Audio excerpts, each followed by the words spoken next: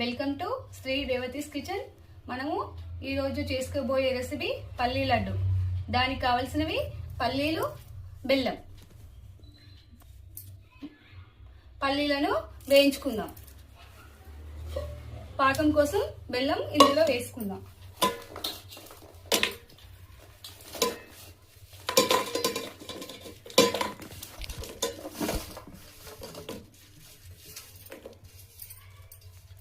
బెల్లంలో కొద్దిగా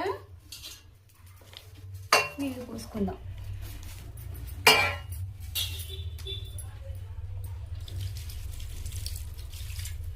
చాలు.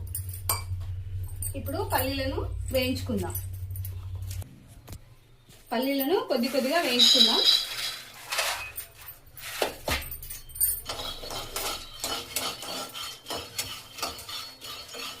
మాడిపోకుండా మంచి రంగు వచ్చే వరకు వేయించుకోవాలి.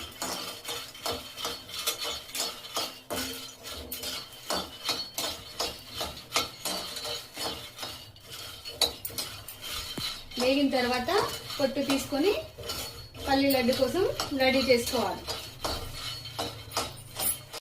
ఇప్పుడు పల్లీలు వేగిపోయాయి. ఇలా మాడకుండా వేగే వరకు వేయించుకోవాలి. వీటిని ఇప్పుడు ప్లేట్లో తీసుకుందాం. పాకం కోసం బెల్లం పెడుతున్నాను.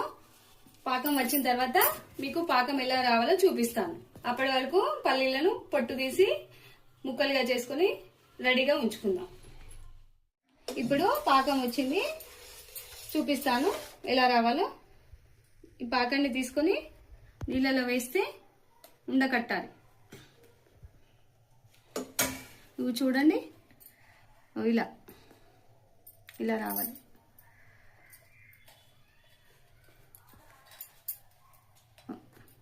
ఇలా రావాలి ఉండలాగా.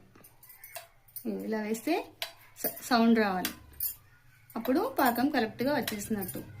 స్టవ్ ఆఫ్ చేసుకొని పల్లీలు పోద్దాం.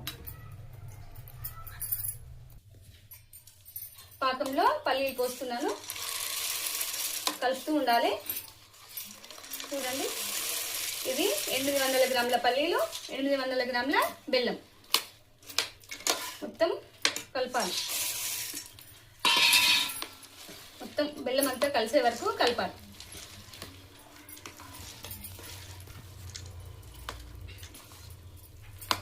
మొత్తం కలిసిన తర్వాత చల్లారిన తర్వాత లడ్డు కట్టుకోవాలి.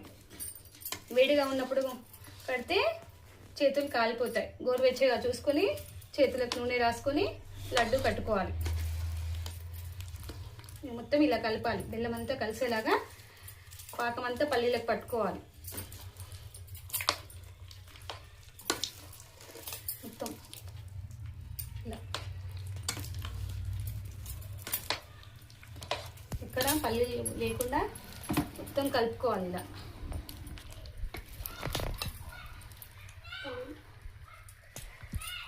పల్లీలకంతా పాకం పట్టుకోవాలి. అప్పుడే తీయగా ఉంటాయి లడ్డూలు. ఇప్పుడు చల్లారిపోయింది. చేతులకు ఆయిల్ రాసుకొని కొద్దిగా తీసుకుంటూ లడ్డు కట్టుకోవాలి. చూపిస్తున్నాను. ఇలా రౌండ్గా చుట్టుకోవాలి.